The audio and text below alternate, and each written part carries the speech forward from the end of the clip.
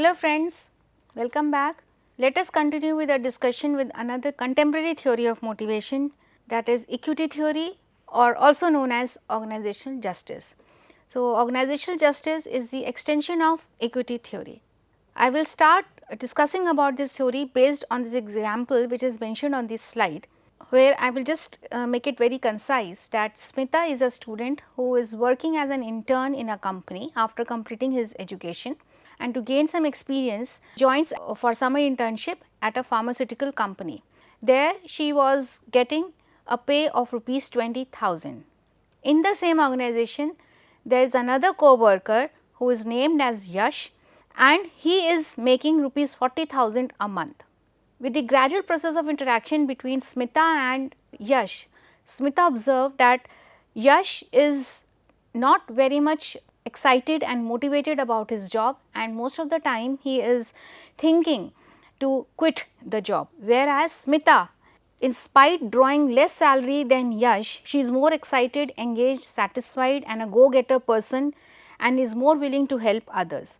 With the gradual process of interaction, Smita could understand that why Yash is unhappy, and he stated that the main reason for his behavior is that when Yash was comparing himself to another managers in other pharmaceutical companies, he makes very less money, which he perceived it as very much unfair. And that was his narrative, that I work just as hard as they do, yet I do not make as much. Maybe I should go work with a competitor. That means I should leave the job and join another company who is giving a better pay to him. So, how could someone making rupees 40,000 be less satisfied with his or her pay than someone making rupees 20,000 a month and be less motivated as a result? So, there has to be some reason that why the person is unhappy. This answer lies in equity theory and more broadly in principles of organizational justice. Smita is drawing less salary, but she is happy. Yash is drawing better salary than Smita, but very unhappy. Yash is unhappy because he is comparing his salary in comparison to other pharmaceutical companies. That demotivates him and he thinks to quit the job. So, there lies equity theory, the role of or implication of equity theory. So, according to equity theory, the employees compare what they get from their job. That means the amount of input they give to the task or the job and the outcome in form of reward, in form of promotions, in form of pay, recognition or a bigger office. And what is the input? Input is their experience, their efforts, their qualification and the time they put in to perform the task. So, when we talk about equity theory, it talks about input should be equal to the output. There has to be a balance. Amount of input should be equal to the amount of output. This is simple, but it is about perception that when people experience inequity. So, they take the ratio of their outcomes to their inputs and compare it to the ratio of others. Usually some were similar like co-worker or someone doing the same job. This is but natural that people do, when people are being appraised for their performance, then workers or employees also compare their aspects with that of their co-worker. This is shown in the figure below, where we can see that our ratio is equal to those with whom we compare ourselves. A state of equity exists and we perceive a situation as fair. So, the amount of money I am getting as salary and the amount of salary if is equal with the other co-worker, then we perceive that situation or our salary as equity or fair. Opposite, if the co-worker, you are doing two employees doing the similar job, but the one employee is getting higher salary than him, then this is perception of inequity. So, it is about the ratio comparisons and how equity and equity is perceived in this figure. So, employee A and employee B.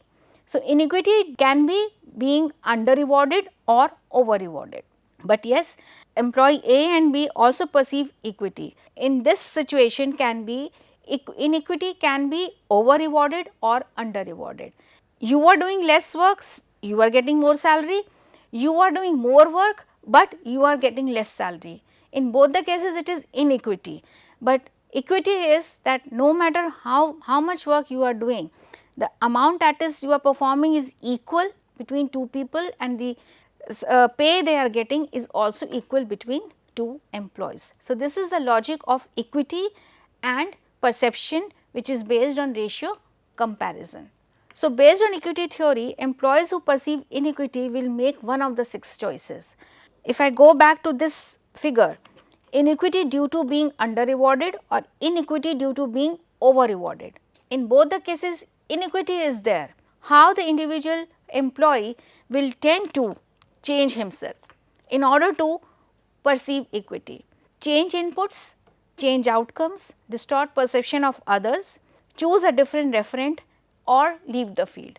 So, these are the 6 ways in which or choices that an individual employee can make when he or she perceives inequity, how he will try to maintain that equity at job. So, what exactly it entails? Change inputs. Change inputs means exerts less effort if underpaid or if overpaid. If you go back to the same diagram here, inequity due to being under rewarded or inequity due to being over rewarded. So, exert less effort if underpaid or more if overpaid. So, ultimately he will alter, he or she, the employee will alter his input in order to maintain equity based on the output. Change outcomes. Individuals paid on a piece rate basis can increase their pay by producing higher quantity of units of lower quality. Now, again to restore that equity or balance based on his input, that is efforts and the output, maybe the person will try to manufacture the number of units in a day while reducing the quality, because if you tend to maintain the quality of the product, then definitely you are making more efforts in maintaining the quality and you will produce less efforts in a day. But yes, if you ignore the quality and increase the number of units to be manufactured or produced, then it is about change outcomes. In this second way, that is choice, that is changing outcomes, the quality of the performance or the product will go down, but yes, equity will be restored. Distort perceptions of self. For example, I used to think I worked at a moderate pace, but now I realize I work a lot harder than everyone else. It is about distortion about ourselves. We are thinking low about our own performance, but gradually we realize that we are at par. So, I repeat, I used to think I worked at a moderate pace, but now I realize I work a lot harder than everyone else. So, it is about distorted perceptions about oneself. We tend to correct ourselves. Distorted perception of others that Yash job isn't as desirable as I thought.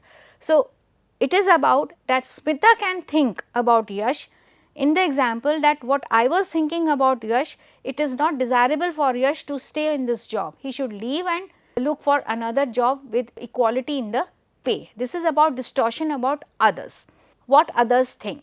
So, we tend to make choices about the distortion of ourself or distortion perception of others. The other is choose a different referent. That means, I may not make as much as my brother-in-law, but I am doing a lot better than my dad did when he was my age. So, we are unable to leave the job, but somewhere down the line we have to maintain a balance in a thought process, in a psychological process basically, that even if I am unable to, when you are comparing with your relative or with the co-worker, that maybe I am not able to perform or earn that much money to the other person, but yes, I am far better than my dad, what he was doing at my age.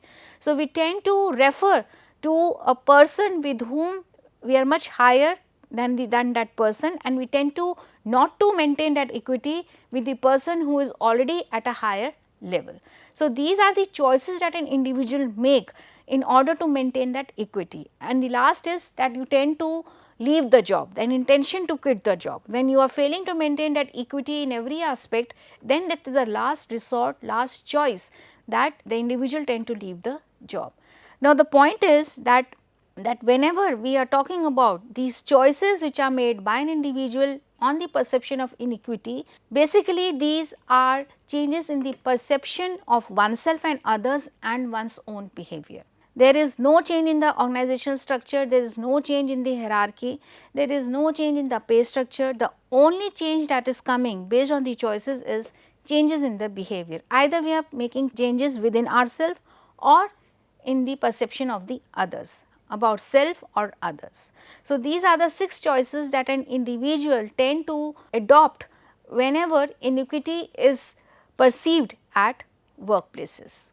Next comes organizational justice. It is an broader aspect or extension of equity theory, not based on only pay, but maybe in terms of interaction, maybe in terms of relatedness, maybe in terms of distribution of rewards, or maybe in terms of policies and practices or decision making.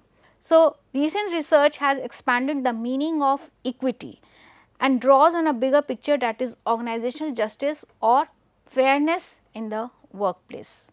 Greenberg introduced the concept of organizational justice with regard to how an employee judges the behavior of the organization and the employee's resulting attitude and behavior. So, whenever injustice or inequity is perceived, how it brings changes in an individual behavior, that is organizational justice.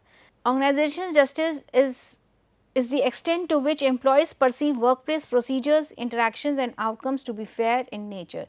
Now, this fairness can be in terms of distribution of rewards, fairness in procedures and policies and decision making, and fairness in perception of being treated fairly and with dignity by the higher authorities. So, employees perceive their organizations as just when they believe rewards and the way they are distributed are fair.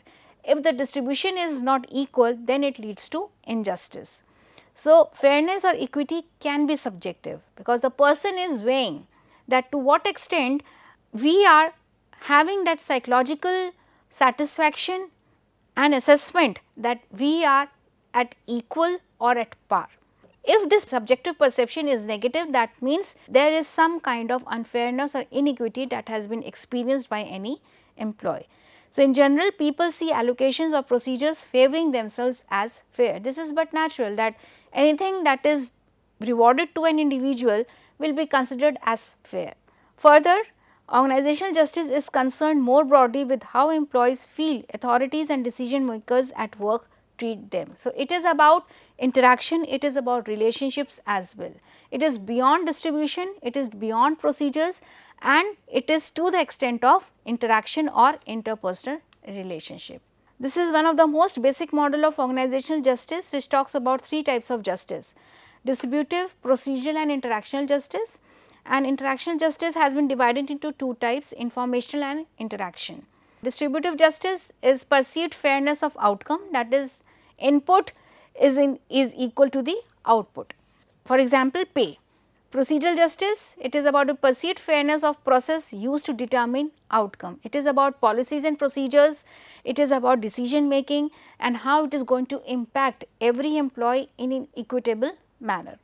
And the other is interactional justice, that is perceived degree to which one is treated with dignity and respect. It is about not only race, it is about being nice and complimentary to the co-workers. Let us go into detail about these kind of justice. Distributive justice, it is a perceived fairness of the amount and allocation of rewards among individuals. So, outcomes can be allotted in many ways. For example, we can distribute the raise equally among members. Whatever is the profit, we tend to distribute the profit equally among employees, and there is perception of fairness, right. Or we could raise on which employees need money the most. However, employees tend to perceive their outcomes as fair when they are distributed equitably. Fairness can also be perceived in the another manner, that the distribution of the profit is according to the need of the employees. This is also one way to maintain equity, but most of the time if it is distributed across the employees in a very equitable manner, then it is an overall perception of fairness in organizations, right. So, at first glance, distributing rewards equally among team members would seem to be best for boosting morale and teamwork. This is the outcome of distributive justice, right, and no one is favored. There is no biasness, there is no discrimination, it is only equity. But yes, if there is difference in the pay of team members based on their inputs, that how well they performed in games attracted better players to the team, then it is more likely that they would stay and increase team performance. For example, any sports team, they perform better and the reward is to be distributed equally among all the team members, then this is going to raise their morale, their teamwork and motivation, and they have more commitment to the overall team to perform better. So, ultimately there is motivation, but think about the opposite situation when team members are there, they have won the game, but reward distribution is not fair or unequal. This will not motivate, the morale will not be high, teamwork will be low, it is lessened, and definitely the team will not perform better in the next chance. This is the impact of distributive justice. So, whenever we are talking about distributive justice, there can be experience of injustice as well, and how it impacts an individual emotionally. Whenever injustice is perceived by an individual, there is an impact on the feeling, that is, there is emotional reaction to what they perceive, and that perception is often hot and emotional rather than cool and rational. Now, hot and emotional here means that there can be some retaliation when there is inequity in the distribution of rewards, and this retaliation is the outcome of being emotional when you perceive injustice. This is about distributive justice. Again, it is a subjective experience, it has psychological influences on an individual and how a person tends to handle such kind of imbalances. Imbalances means injustice. So, whenever injustice is there, there is an emotional reaction. That emotional reaction is not cold, it is hot, that the person gives response to that experienced injustice.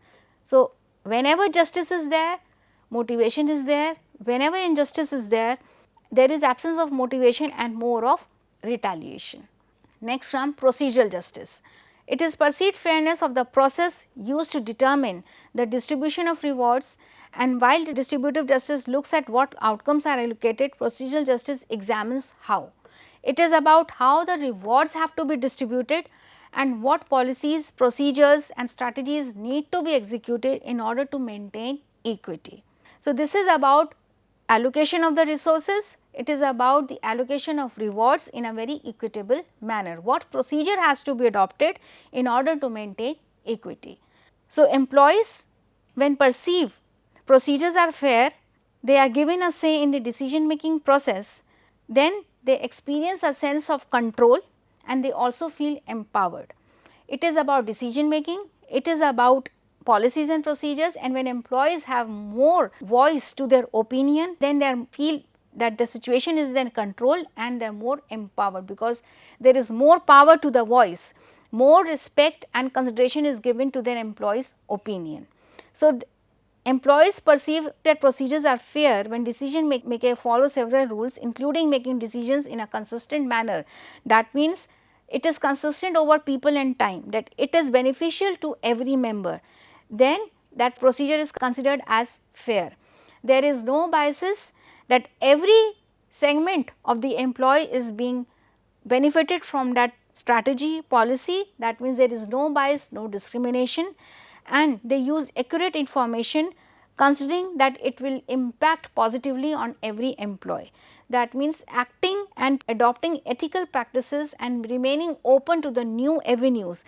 When all these factors are involved in decision making, this leads to perception of procedural justice. So, whenever there is consistency in decision making, whenever there is ethicality in decision making, there is more openness in the thought process, there is more voice, there is more accuracy in the information, and there is avoidance of bias, then it actually leads to perception, subjective perception of procedural justice. So, if employees are given voice when experiencing unfavorable outcomes, then they feel better about the situation even when the outcomes continue to be poor. Maybe in any conflicting situation, there can be some decisions taken by the authorities which are perceived to be unfair by the employees, but if they are being heard, they have the freedom to voice their opinion, then also some kind of justice is being perceived by the employees, no matter what will be the outcome. But if voice is given to the opinion of the employees, this also leads to subjective perception of fairness. So, procedural justice and distributive justice goes hand in hand, they are parallel. If distribution has to be made, then procedure has to be fair, then only there is equity. All right. Next comes interactional justice. It is perceived as a degree to which an individual is treated with dignity, concern and respect. It is beyond distribution, beyond procedures that are being followed across the organization. So, when employees care about two other types of fairness, they have to do with the way they are treated during interactions with others. And there are two types of justice, informational and interpersonal. Informational justice, it relates to the adequacy of the explanations and information transferred to teams based on timeliness, specificity and truthfulness. The more the information is correct and timely being shared by the employees, more informational justice is perceived by the employees. So, the fundamental explanation of this phenomena is that informational justice prompts feeling of being valued by others in organization. So, any information that is being shared by all the members of the organization, this gives a perception of the organization that we are valuable to the higher authorities. That is why this important information has been shared by the authorities to the every member of the organization. So, this is also known as the group value explanation of organizational justice. So, when informational justice exists in any organization, members have this feeling that they are highly valued by the authorities. So, this is about group value explanation of organizational justice, right. It also refers to the idea that people believe they are an essential part of the organization when the organization officially takes the time to explain thoroughly to them the rationale behind a decision. So, when it is not only about information that is being shared, even when any decision is being taken, in what manner the decision will be shared by the higher authorities to the employees, that also matters a lot, which pertains to informational justice.